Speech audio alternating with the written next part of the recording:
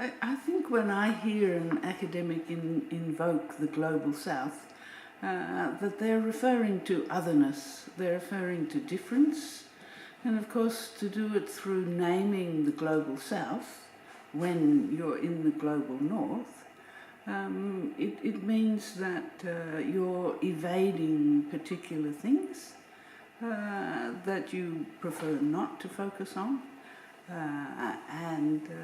So these are things like identity politics. So it says, and I don't want to talk about identity politics, even though it's crucial and interesting and of great importance to many people.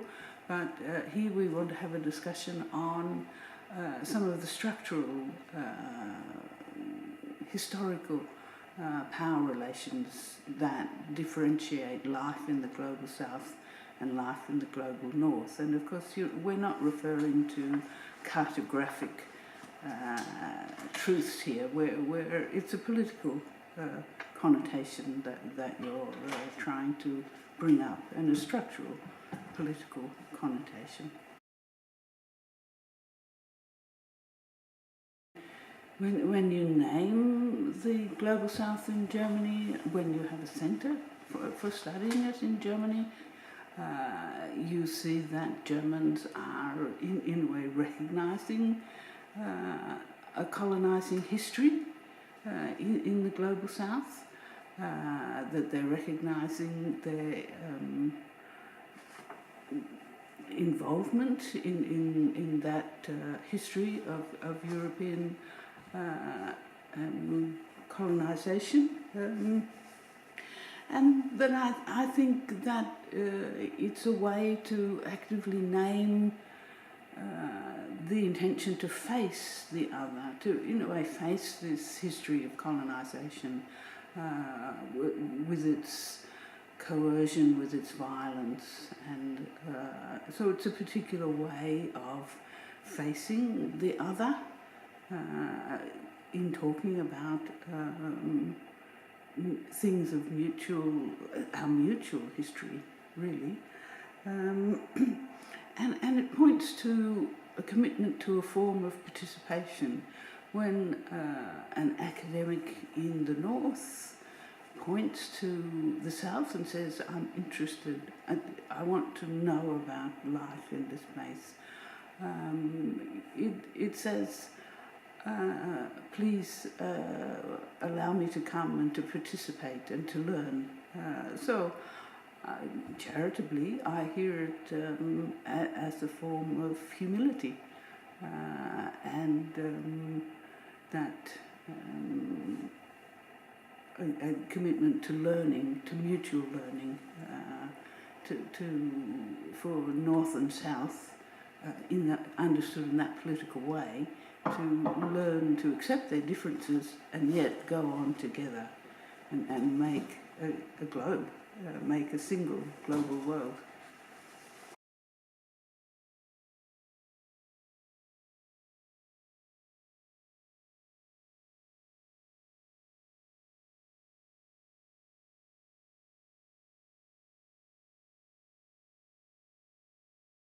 I think the Academy as an institution, and it's a Western institution, it's got a long history in the history of Western life, and its core concern is knowledge.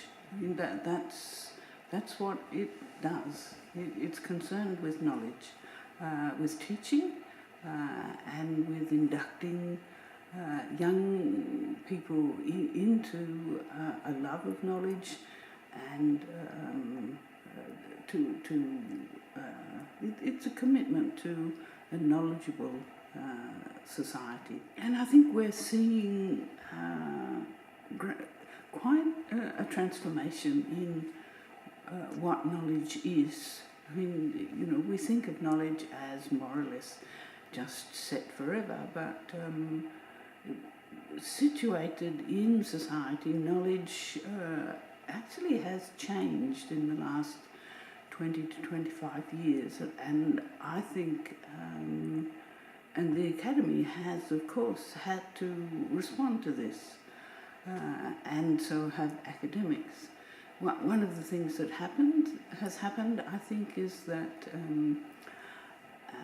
knowledge has itself become recognised as value, as financial value. And when knowledge becomes financial value, academies and academics find themselves having to do different things than when knowledge was a means to create value and manage value. So I think that's one change that's happened in the last 20 to 25 years. And then another change goes under what people call neoliberalism, which was a change in the way states relate to knowledge, perhaps related to this shift in knowledge as value too, where states like the Australian state, it no longer, if you like, does its own knowledge work. It buys in knowledge for more or less everything. It buys in knowledge products. So whether academics like it or not, they find themselves in the business of producing knowledge products.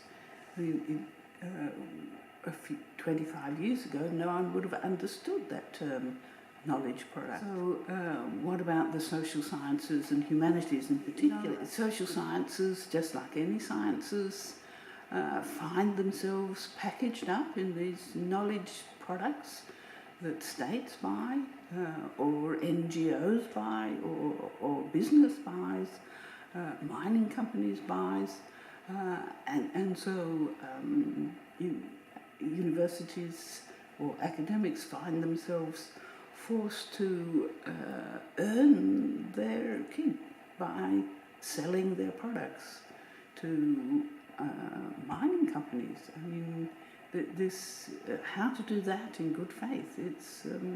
It's a very difficult situation in which it used to be that what really mattered was how to be certain, how to know that you know with enough certainty. That's epistemology. That was what really mattered in the past. But now, I think ethics and the moral goods and bads that come out of your work is just as important.